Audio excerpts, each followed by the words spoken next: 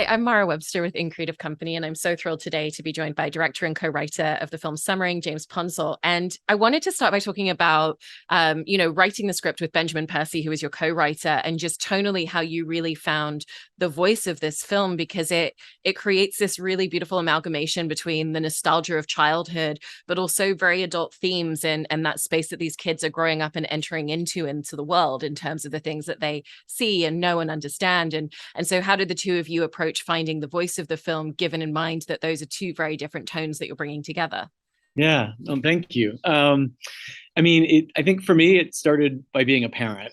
I have three kids, and the conversations that we have sort of inform so much of, I think, the way I see stories, and the way I see stories that are certainly centered around the subjectivity of a child's experience, and the attempts between parents and children to articulate the world around them, and to sometimes not connect and not see things the same way, are something that are very personal to me because I'm living it. My wife also works at a middle school slash high school. So just every year there's a new batch of 11 and 12 year olds that come into her life and my life. I think the themes in the story are things that I've been, I think, exploring for a long time. Someone pointed out to me the other day that my thesis film in grad school, which I'd forgotten about, was about a single mother and her daughter. The mother was played by Ginny Garofalo.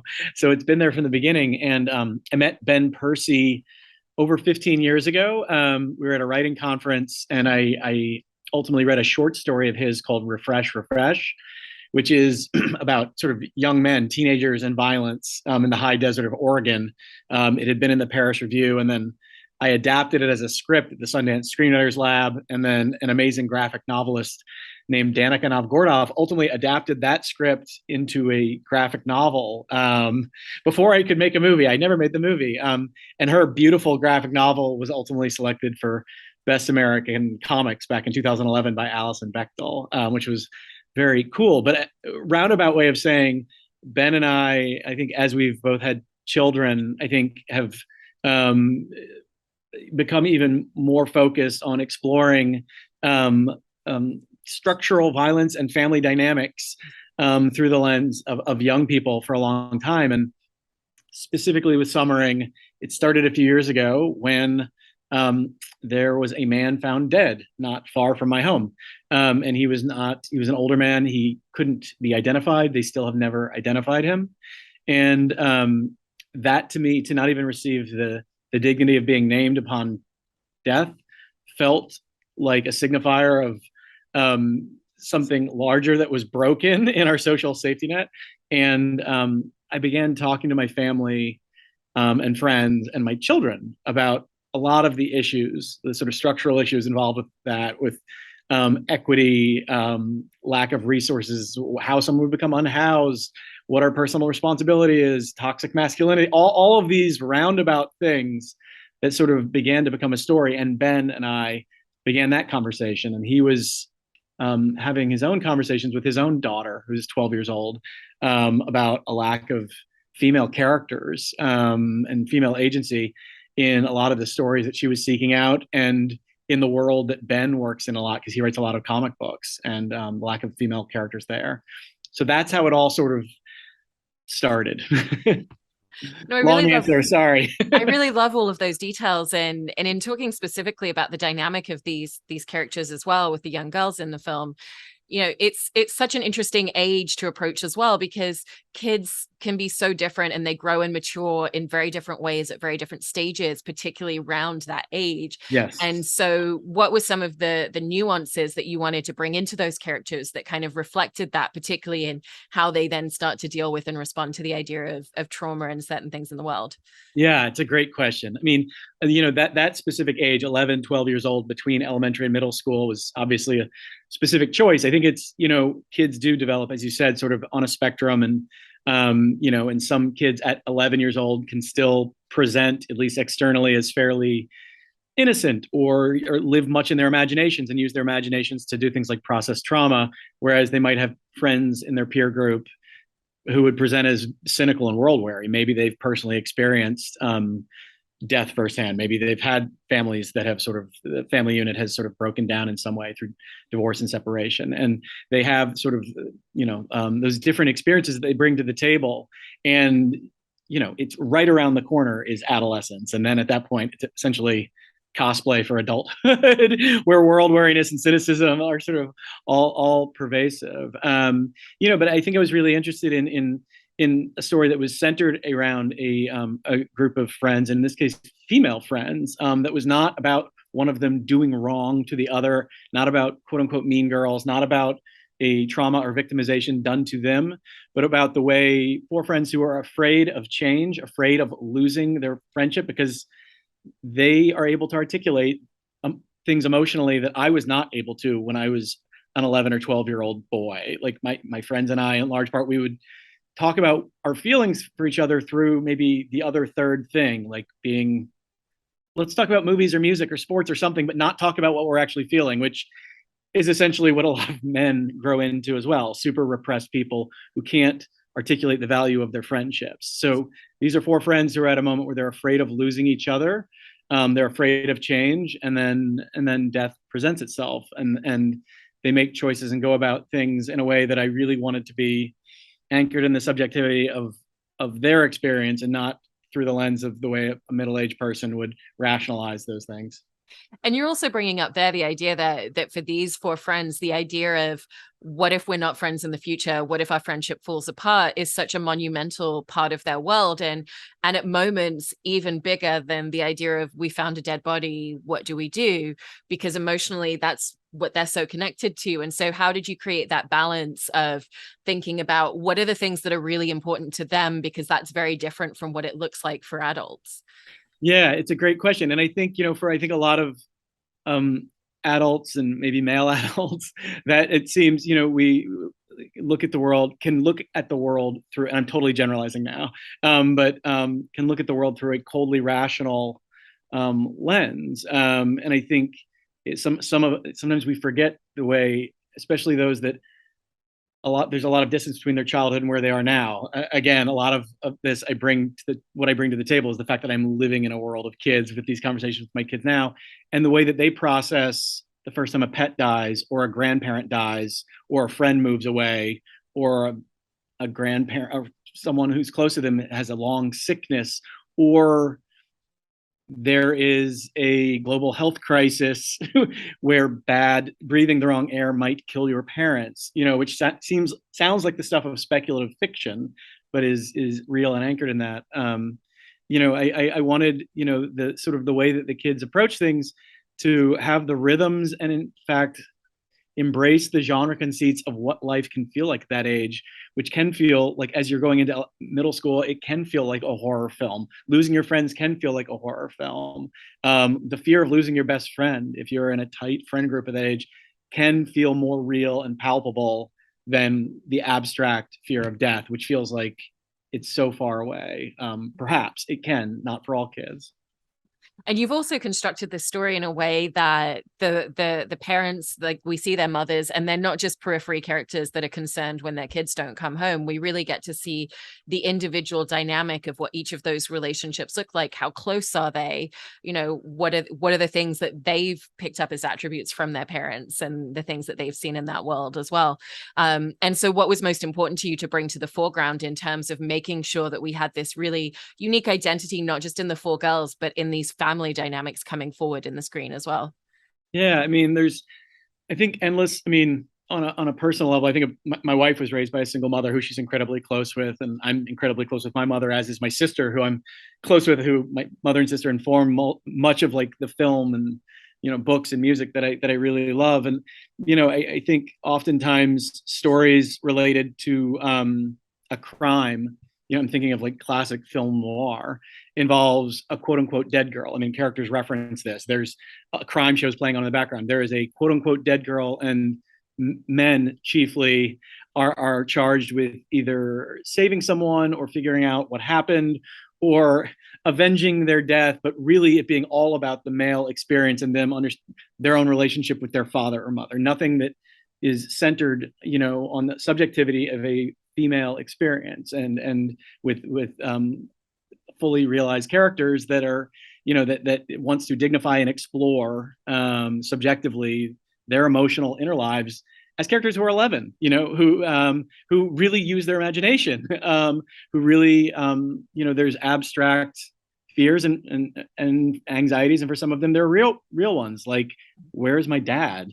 Will will my parents ever get back together? And that collision of experience and imagination and tones was something that I really wanted to try to embrace, because I think the way that kids process experiences at that age. And there's also moments that, it's not about them processing that they found this body and trying to figure it out, but just these little moments of just everyday life for what it means to be that age, particularly for a group of girls. So even just the opening of the film where we see them kind of running through the grass and through the water, and there's a moment where we see them all just dancing together in a bedroom, and those very simple moments just build a richness of the tapestry of their lives and their worldviews. And so was that again something that came a lot from looking at your own kids and the way that they just interact with each other, and the way that those moments are such a commonplace thing throughout the day for kids at that sort of age? Yeah, I mean, the opening sequence you described sort of, it begins with female characters in a shower, as someone is coming from the shadows from behind a shower curtain, which is part of an iconography of films going back to Psycho and even before, of passive female characters that are, with an active, aggressive, victimizing male character. And then the film aims to throw that on its head. The shower curtain is revealed. It's a friend. And as you said, they burst out of the house, cartwheeling through people's yards.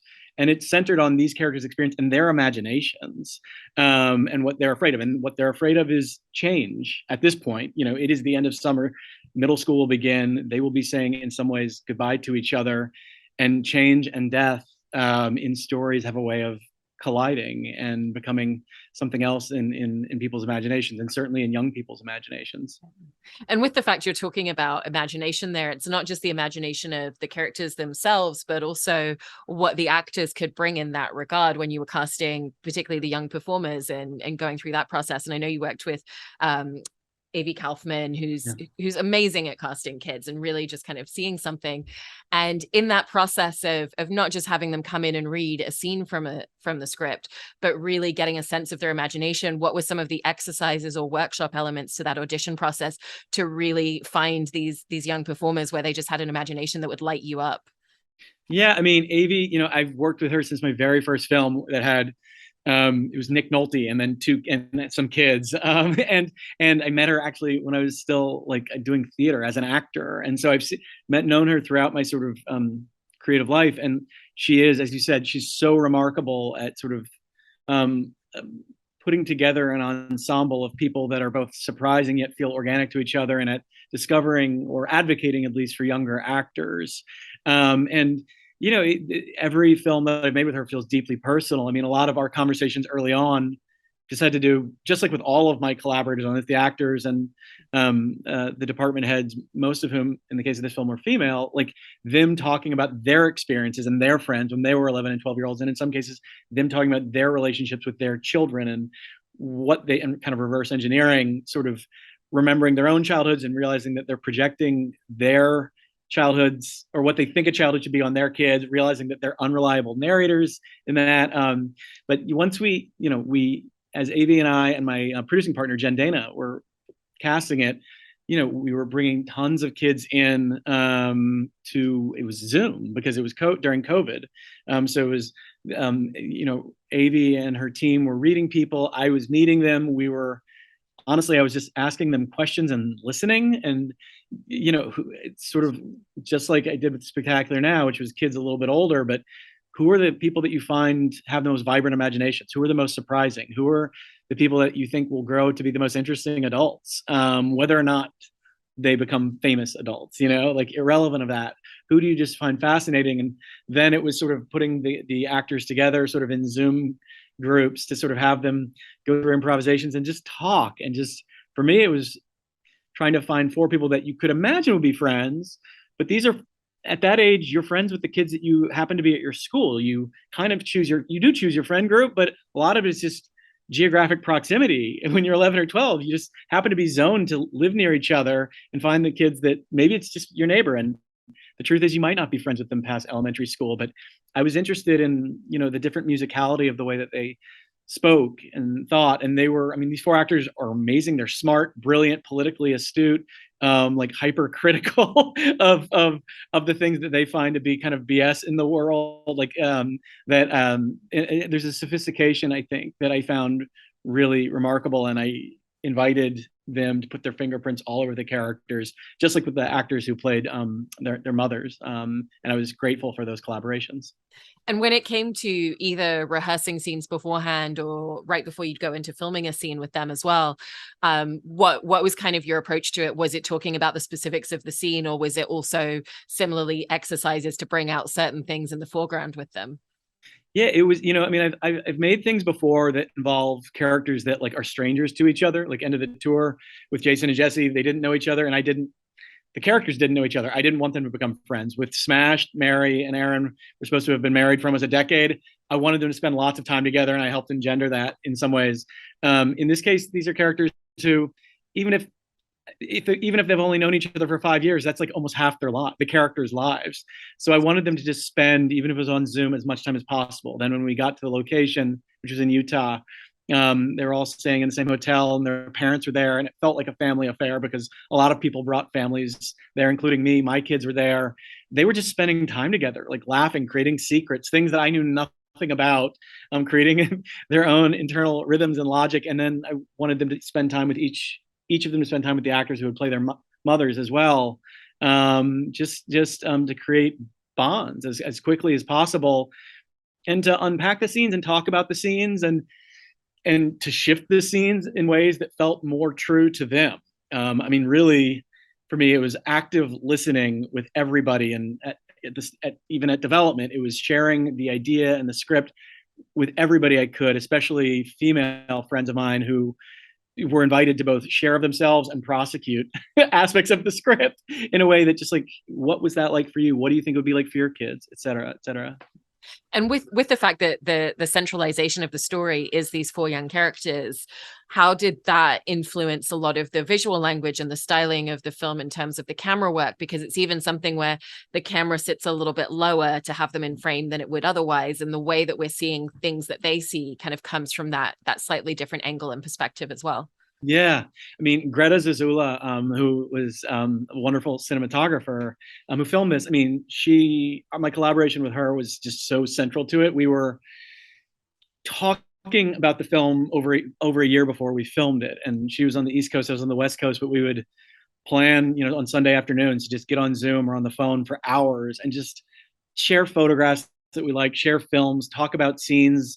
We had initially intended to sort of shot list, maybe even storyboard every aspect of the film, but very quickly we realized what was more important was to talk about a value system, that this needed to be grounded and anchored in the subjectivity of these characters' experience. And I think we all benefit when there are multiple subjectivities in a story, but the subjectivity of these characters as 11 and 12-year-olds is different than mine or than yours or anybody else's, and that we wanted the film to feel like, the camera to feel like it was a fifth character in the film and experiencing it from their perspective, with a level of identification and no judgment, no sexualization, but also no idealization, like something that felt honest and true.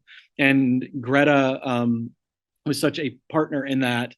And, I think we wanted, the way we talked about it was that this film should feel like a childhood now, but also a memory of a childhood, maybe a dream of a childhood, maybe a nightmare of a childhood. Like, it's the end of summer and there's that bright warmth, but we didn't want it to feel sentimental, and there are dark shadows around the edge of it because there's a fear of the future and of change, of an anxiety and death, all of those things sort of creeping around.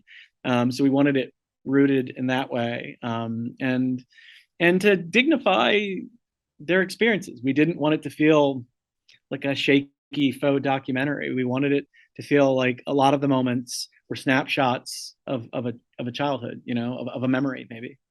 And with that idea that the camera is giving us their perspective on things, how did that inform the choices that you made in the scene where they do discover and see this body? Because again, it feels like the way that we're looking at that is the way that they're processing and understanding and navigating it. Yeah, I mean, we because imagination is a tool sort of that we use to process trauma, and because it's from the perspective of kids, a lot of what we're experiencing isn't always necessarily intended to be 100% reliable. It's not a police procedural with middle-aged police officers, So I think that fundamental unreliability and the inability to totally process what's happening and what's going on, certainly not in the hyper rational way that we believe as adults that we would obviously do XYZ because that's what people do. I think we wanted it to feel a little fragmented, in both in the way that it's edited, in the way that it's filmed, in the way that there's an unrealness to it, to them. There's I think we wanted to give snippets of what it might feel like, but mostly we were much more interested in what their experience and the emotion on their faces and in their consciousness as they're trying to process it afterwards. Like, what do we do? What is the right thing? Should we do this if we do this? Does it matter if he was a good person? Does any of this matter? All of those questions I wanted to sort of be unpacked over the course of the film and through them, through their subjectivity. And you're also bringing up before the idea of light and shadow, but it also comes into play in the idea of the fact that it is reflective of like a dream and potentially a memory to some degree, the color palette and that styling of the film. And so what was the usage of color that felt important to you in that regard? Yeah, I mean, we wanted it to be a widescreen film that I think Greta and I both are fans of things that the idea of creative fingerprints being on something. So I think a lot of us like, or the two of us really like older lenses that might have aberrations that feel like it's not perfectly captured. It's not as, crystal clear as what you would get on your iPhone, for instance. Those little flaws that I think reflect our humanity we really wanted. And we wanted, there is that feeling at the end of summer that is both sun saturated and a little sunburned and a little dried out. It's both beautiful, but if you look closely, you realize that the grass might be dead. And I think that's what we wanted. We did want that vibrancy, but I think there's also a lot of easy, low-hanging fruit cliches that you can have of stories that deal with memory or sentiment, where everything just feels perfectly sun-kissed, and I think there was a slight banality and a slight occasional ugliness, to locations that were chosen, to a darkness around the edges, to things that were imperfect that we really wanted to embrace because it's what they're beginning to feel. Yeah. And there's also spaces in the film where there's references to other things that give us immediate emotional connotation. So like a reference to Bridge to Terabithia immediately kind of brings us into the idea of the tone of this story and that idea of like childhood breaking and dealing with very adult themes. And so how did you want to really utilize the way that you can reference something that automatically creates a certain emotional response for the audience? Yeah, I mean, it was, the hope was that that it's a film that can contain characters who would be reading a book like that. Like that's a book that they probably read in fifth grade, that their teacher had them read, if not then, or that they inherited from an older sibling. But it's also a world where there is a crime show playing, or a version of it playing in the background of their life all the time. And the saturation of iconography and imagery and the way that kids are supposed to behave and men and women might interact as they are shown in movies and TV. All these things are things that are suffused into the consciousness of these characters inevitably, whether or not it's front of mind. It's inherited and it's 24/7. So it affects the way that they make choices, the way that they decide whether to quote unquote do right or do wrong, who they trust, who they look to help them, who they're not looking to help them or quote unquote save them. There's a real sense of self-reliance, I think, in these kids, because I think there's, again, like kids, like a lot of the kids that I know, including my own, they can seem at times very innocent. I mean, the first time a kid has a parent or a grandparent die, or a pet die, or a friend move, like those are always traumatic things to kids. It doesn't matter whether you're living in the age of the internet or pre-internet. the way that we communicate with each other, like the way like things do shift. But there's certain things that are universal and certain things that are hyper affected by the when and the how you live. But it would have been a radically different film if we were catching up with these characters even like 2 years later, inevitably. And certainly if they were, in mid high school, if they were 16 or 17, the way that they would approach things and interact would be very, very different. But it would be a different film. And when you were editing the film, how did you kind of find the different spaces of pacing for the story? Because, if something has scared them and the characters' hearts would be racing, we kind of feel that tension and things move a little bit faster on screen for us as the audience. And then there's moments where you also just allow for the gentleness of the moment and just allowing us to sit with the characters at the same time. Yeah, the film, it is, an ensemble where we're anchored with multiple characters, and the way that some of them have experienced more in their relatively short lives than others and have context to put things and deal with, some are much more dealing with their own personal anxiety that predates anything that's happened in the film. That's very real to them. Some are that's like an internal struggle. Some of them are dealing with external things, but that are specific to the structure of their family that they've internalized and have guilt for. Some of them, have had what seems like a relatively quote unquote easy life to this point. And this might affect them in a different way. And I think questions of guilt and complicity and what our duty is to each other as friends, as families, as a community, are things that the characters are talking about, that they're kind of trying to figure out and wrestle with. And whether or not they talk about it or think about it in the way that maybe adults would, I don't think they should. And I think that would be weird. I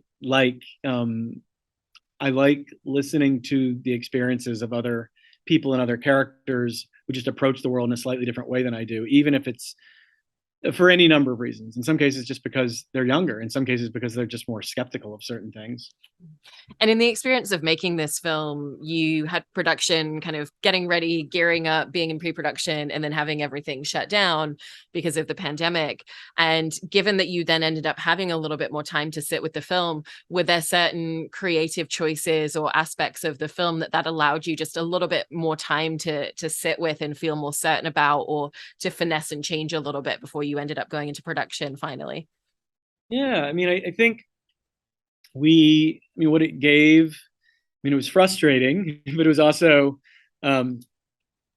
safe for me. Like when I'm on set, like I always feel like my number one goal is to create a safe space for my collaborators and the actors to be vulnerable, to take chances, and if they don't feel physically safe or emotionally safe or any kind of safe, no one is going to get in front of a camera and reveal themselves, you know what I mean, emotionally, and really take chances. And so, it was, making a film during COVID, I think, presented both a lot of hurdles. It also presented opportunities, I think, for people to have a sense of gratitude for making things and to articulate and put a spotlight on questions related to equity, safety, working hours, family, like work family balance, that I think people on crews have been thinking and feeling for a long time, but we've had to really address.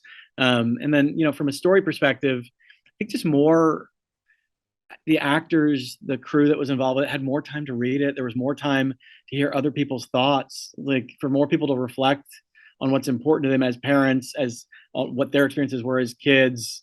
And then, with creative collaborators like Greta, my cinematographer, more time to just talk about the language of the film and like what was important and how we were going to make a film, with where young people are in it almost the entirety of the film, that is inherently a smaller, film, and to make it with elegance with not a lot of time, so how to make choices that would, given the like financial restraints, how to make something that was intentional.